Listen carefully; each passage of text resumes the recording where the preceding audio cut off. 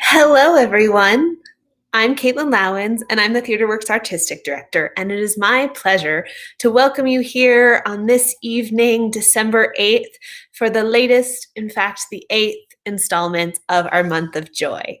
And tonight, we have three very special guests coming to us from two households, here to share a little bit of Theatreworks past as a present to Theatreworks future.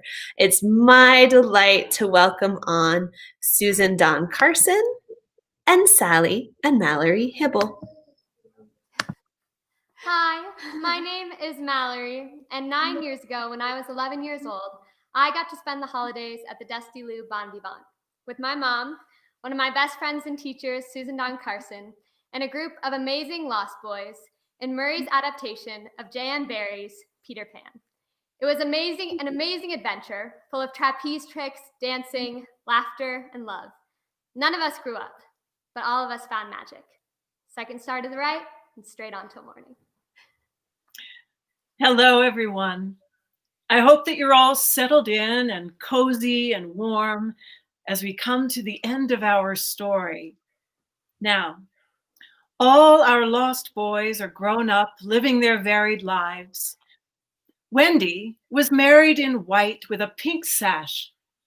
Years rolled on again, and Wendy had a daughter. She was called Jane and always had an odd, inquiring look, as if from the moment she arrived on the mainland, she wanted to ask questions. When she was old enough to ask them, they were mostly about Peter Pan, and Wendy told her all she could remember in the very nursery from which the famous flight had taken place. Wendy's father grew old, and Mrs. Darling was now gone. Nana also had passed away, still firmly convinced that no one knew how to look after children except herself. Once a week, Jane's nurse had the evening off, and then it was Wendy's part to put Jane to bed. That was the time for stories. They are now embarked on the great adventure of the night when Peter flew in looking for his shadow. Oh, the foolish fellow tried to stick it on with soap, and when he couldn't, he cried. That woke me, and I sewed it on for him. You've missed a bit. When you saw him sitting on the floor crying, what did you say?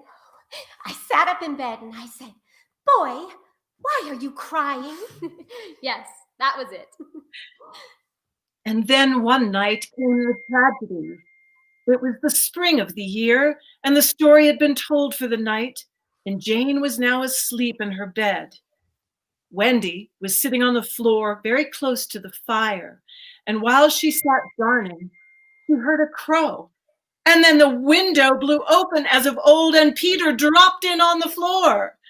He was exactly the same as ever, and Wendy saw at once that he still had all his first teeth.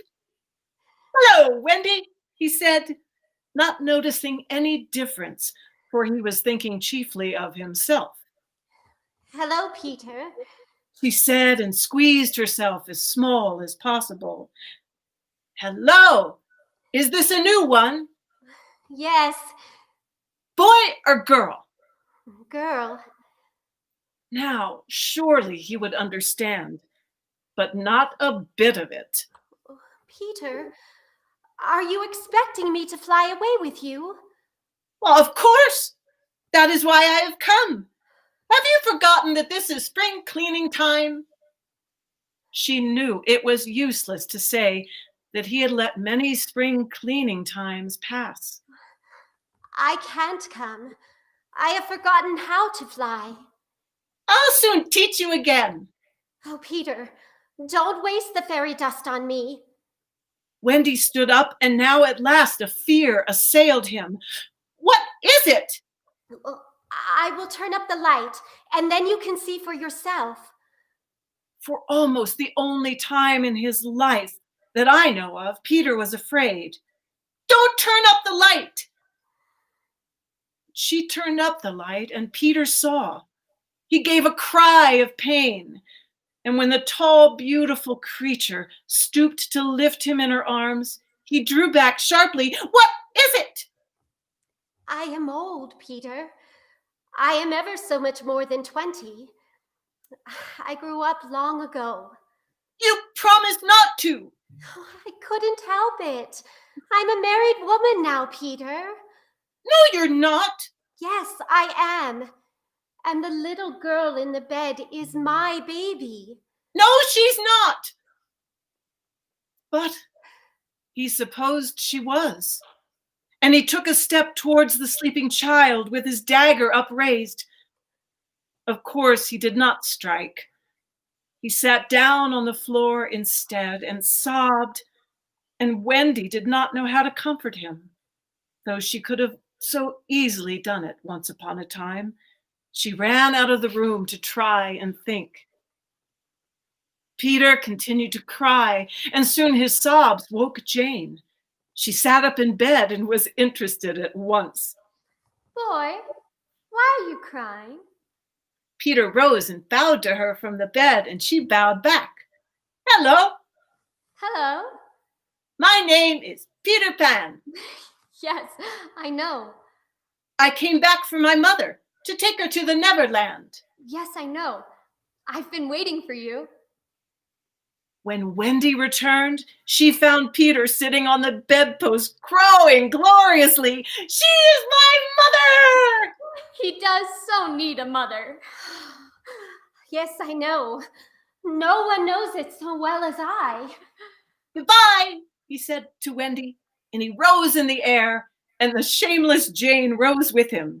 It was already her easiest way of moving about.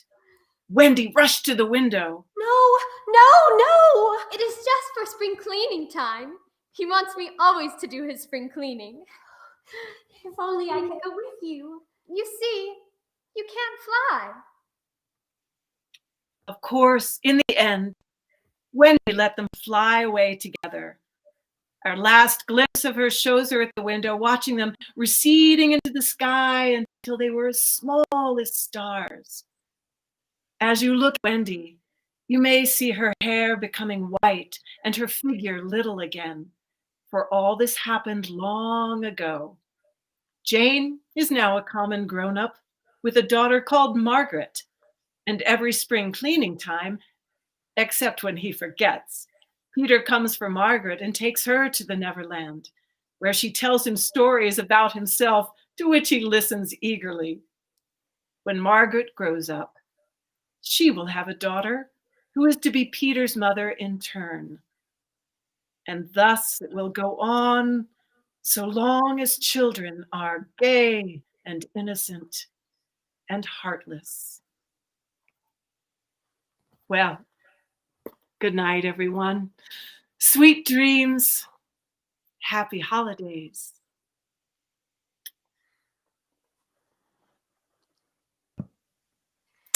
Oh, lovely people. Thank you so much, Sally and Mallory. Thank you so much, Susan, Dawn. It means so much at this time to hear a familiar story alive again and think about cycles and change. So thank you all so very much. Okay, I'm going to say goodbye to you. Love you all. Mwah. Mwah. And remind our lovely audience members that they are welcome to come back tomorrow night at 7 p.m. Mountain Time. And we will be sharing a song from Garrick Vaughn, who is one of our performers in Little Shop of Horrors last spring. So we would be delighted to see you all here. Have a wonderful and festive evening.